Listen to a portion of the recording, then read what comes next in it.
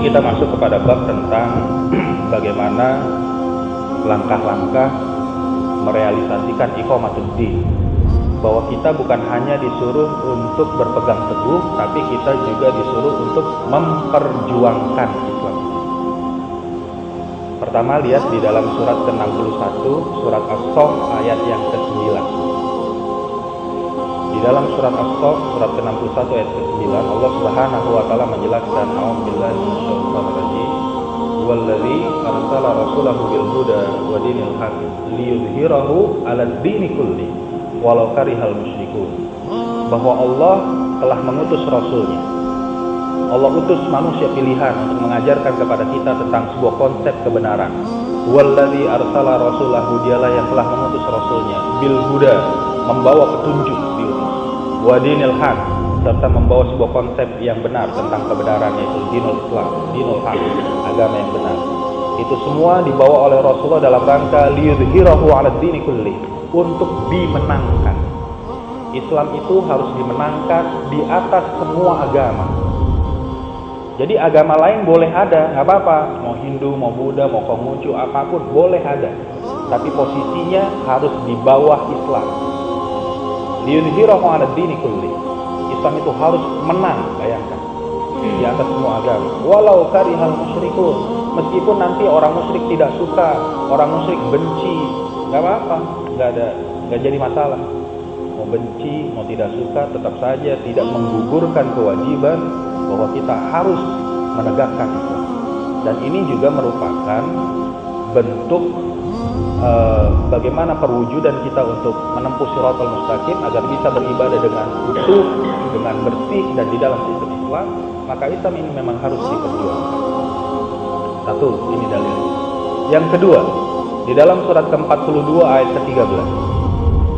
Di dalam surat Asy-Syura ayat ke-13 Allah Subhanahu wa taala menjelaskan, a'udzubillahi minasyaitonir rajim. Sara'alakum minad-din, bahwa Allah Subhanahu wa taala telah menetapkan agama itu harus menjadi syariat. Sara'alakum minad-din, telah Allah syariatkan, telah Allah tetapkan sebagai hukum tentang agama ini. Agama harus menjadi hukum, peraturan atau undang-undang. Sara'alakum minad-din ma wassa bihi Nuhan, sebagaimana hal ini sudah kami wasiatkan semenjak Nuh alaihissalam. Semenjak Nabi Nuh alaihissalam, Allah sudah tetapkan din ini harus menjadi syariat, peraturan, hukum atau undang-undang. Wa ma auhayna ilaik, dan juga perkara ini pun kami wahyukan kepadamu Muhammad, sama. Rasulullah pun diperintahkan din harus menjadi syariat. Wa ma wasaina bihi Ibrahim wa Musa wa Isa, juga sama. Nabi-nabi yang lain pun sama. Nabi Ibrahim, Musa, Isa dan alaihissalam, mereka semua diperintahkan untuk menjadikan din harus menjadi syariat. Caranya bagaimana? Agar din itu menjadi syariat, hukum, peraturan atau undang-undang. Maka Allah perintahkan, an aqimuddina, maka tegakkanlah din. Ditegakkan, diperjuangkan. Wala tatafarraqu fi, jangan berpecah belah. Kalau siapa saja yang tidak mau menegakkan din, itulah yang namanya berpecah belah. Tidak mau menjadikan Islam itu menjadi tegak, inilah yang dimaksud berpecah belah. Kabura 'alal musyrikina ma tad'uhum ilaih, amat berat bagi orang musyrik seruan ini. Seruan menegakkan Islam ini akan terasa berat di sisi orang musyrik. Nah, perhatikan. Ayat ini tidak mengatakan kabura 'alal kafirina ma tad'uhum ilaih, amat berat bagi orang kafir. Tidak, tapi dikatakan kabura 'alal musyrikin. Kalau orang kafir udah jelas mereka memang tidak suka, tidak ridho, makanya mereka jadi kafir. Tapi di sini Allah ingin katakan ada musuh lain, yaitu orang musyrik. Bagi orang musyrik, seruan seperti ini akan terdengar begitu berat di dalam dada mereka. Seruan menegakkan din. Siapa orang musyrik di sini? Nah, lihat. Orang musyrik di sini nanti bisa jadi orang Islam sendiri, para jamaah sekalian.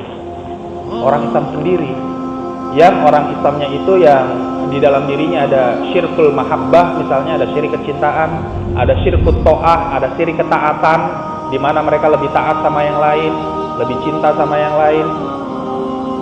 Maka yang harus kita evaluasi, Kalau kita masih berat diajak untuk menegakkan Islam, jangan-jangan masih ada kesyirikan dalam diri kita, gitu. Apakah itu syirik kecintaan, apa syirik niat, apa syirik doa, atau syirik ketaatan. Allahu yastabi ilaihi may yasha wa yahdi ilaihi may yunib, bahwa Allah akan memilih hambanya. Hamba-hamba yang akan memperjuangkan agama Allah itu memang hamba pilihan, hamba pilihan.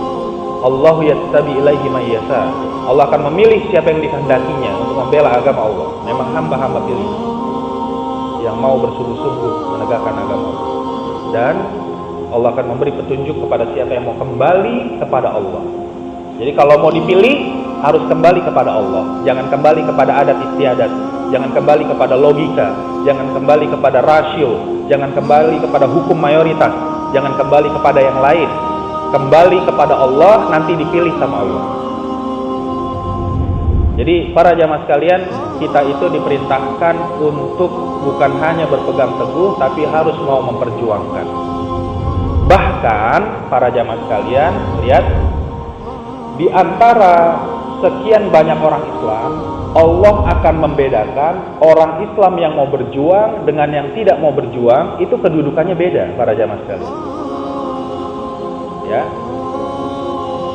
Allah Subhanahu wa ta'ala lebih memuliakan orang Islam yang mau berjuang dibanding orang Islam yang tidak mau berjuang. Kedudukannya lain, beda. Coba kita lihat di dalam surat An-Nisa, surat keempat, ayat ke-95.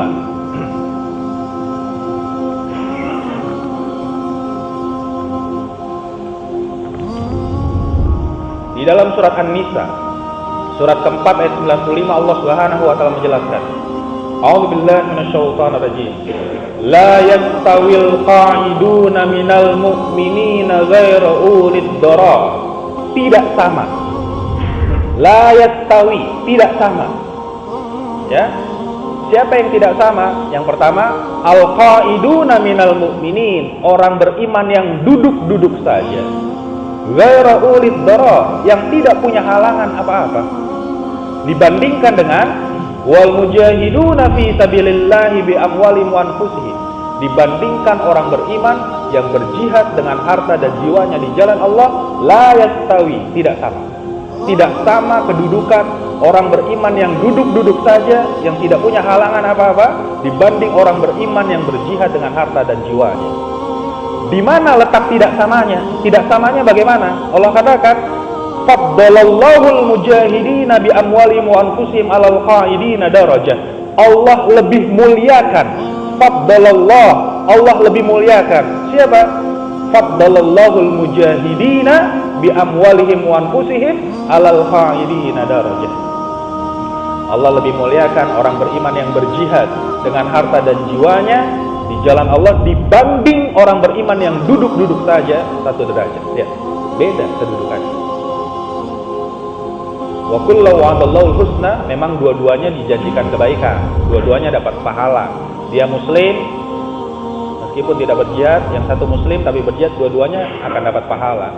Cuman tetap beda nilainya. Wa faddalallahu mujahidina 'alal qa'idina ajran azima, karena Allah lebih muliakan orang beriman yang berjihad dibanding orang yang duduk dengan balasan yang besar. Ada perbedaan. Nah, kalau urusan dunia saja kita mau ideal, begitupun harusnya urusan akhirat.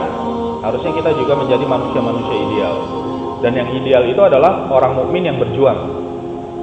Orang mukmin yang mau memperjuangkan keimanan, keyakinannya. Itu bentuk realisasi keimanan kita, karena kita beriman kepada Allah, beriman pada Rasulnya, beriman pada Quran, kita cintai, maka kita mau memperjuangkan. Nah, masalahnya adalah bagaimana caranya. Nah, ini yang akan dibahas hari ini. Cara, langkah-langkah kita untuk menunaikan tugas iqamatuddin. Apa yang harus kita lakukan berkenaan tentang pembahasan iqamatuddin. Nah, di sini sudah mulai dibahas tentang sirah nabawiyah, itu bagus sekali. Di sirah nabawiyah itu nanti kita betul-betul akan lihat bagaimana langkah-langkah Rasulullah untuk urusan iqamatuddin.